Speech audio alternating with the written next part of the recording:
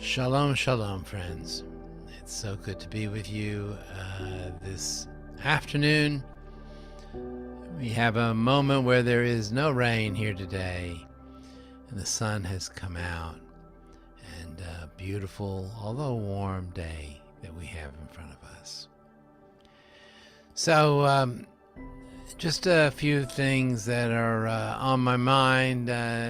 Earlier today in our Torah class, we were reading from chapter 2 of Bereshit, chapter 2 of Genesis, and we got to chapter 2, verse 7, and we read a line that I want to repeat and think about a little more deeply.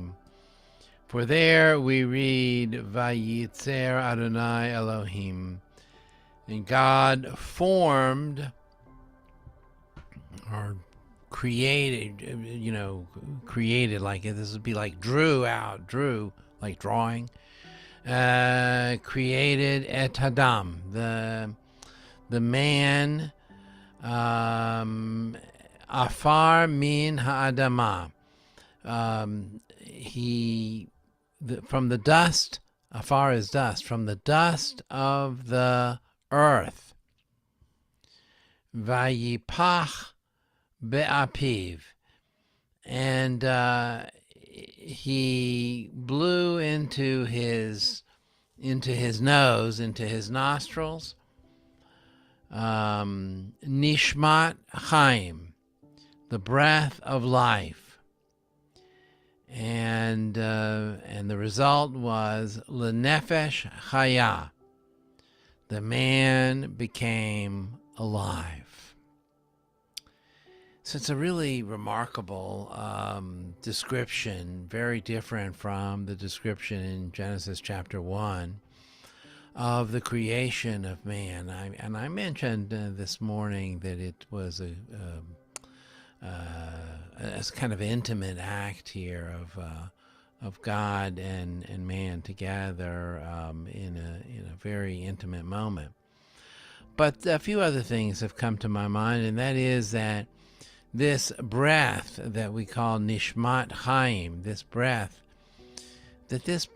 is what is later going to be called the soul, and in fact the word that we translate as soul, the neshama, is from the same word, nishmat, and here.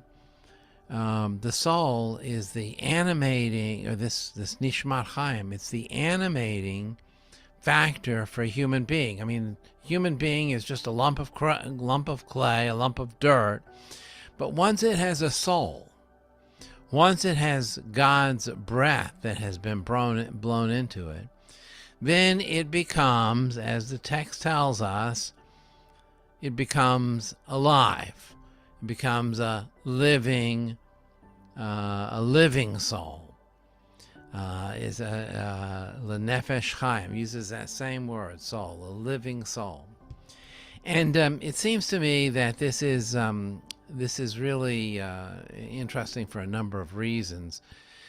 But if we were to talk about the nature of being alive, the nature of what it means to be alive, I think most of us would recognize that the nature of being alive, the act of being alive, is to be sentient, to be, that is, thinking, to be able to be caring, to be able to be empathetic, and to be able to act in the world in some capacity.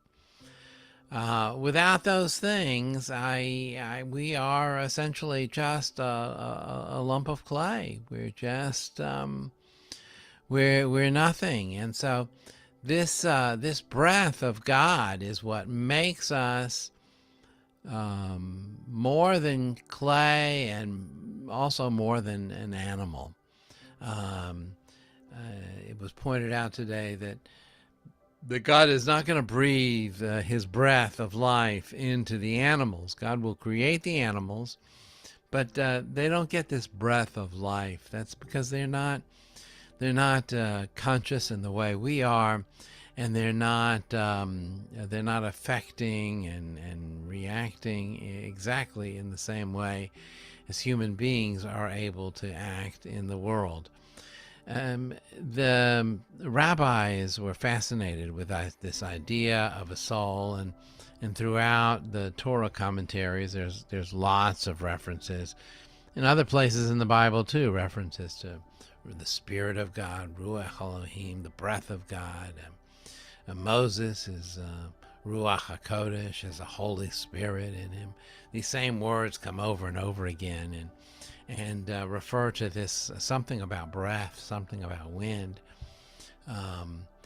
But in a book called Akedat Yitzchak, which is a book of Midrash, the author there talks about neshama and nefesh, and he says we have different words. We have this word we used, neshama. We have the word nefesh, and we have the word ruach. These are all terms that we use to talk about the soul. And he suggests that our soul is not static during our lives. The reason there are several names for the soul that we use in Hebrew is because from the time we're created, from the time we're born, until the time we die, our soul is meant to go through transformation, just as our body goes through transformation. Our soul matures. Our soul grows. Our soul is able to become larger and more active with a kind of spiritual exercise. The author of Akedat Yitzchak says, we have the free will. What God gave us is the free will to be able to develop our soul, the free will that can harness or grab a hold of this, what he calls a life force. And he also goes on to say that this matured soul does not die when our physical life ends.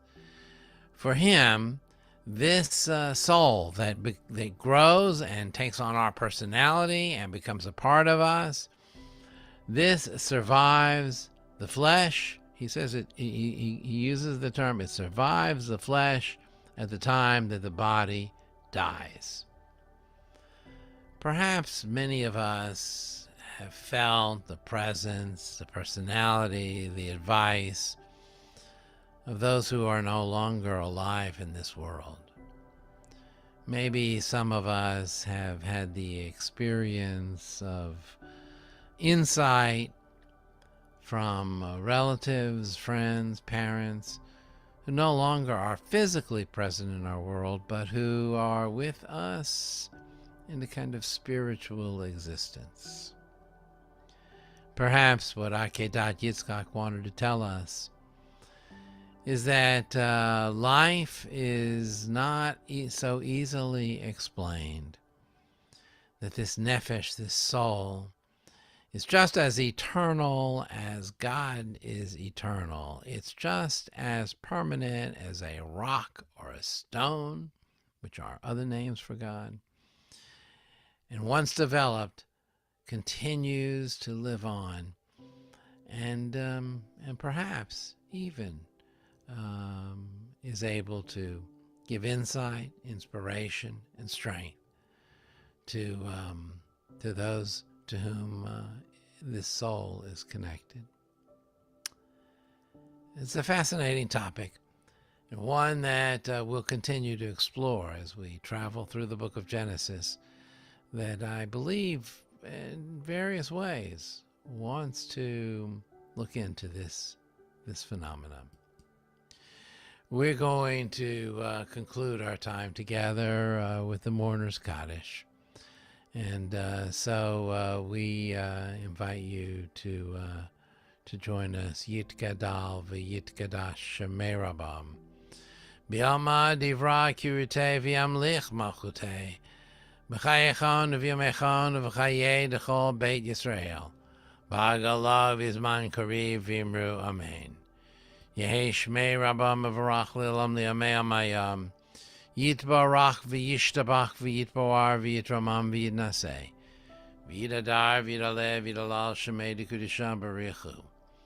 Li'ela min kol berchata v'shirata, tush berchata v'nechamata, damiran bi'alma v'imru amen. Yehi Shlomo Rabba min Shemaya. V'chayim aleinu v'al kol Yisrael v'imru amen. Oseh shalom b'mramav. Hu ya'aseh shalom. Aleinu v'al kol Yisrael v'imru amen. Thank you, friends, for joining with.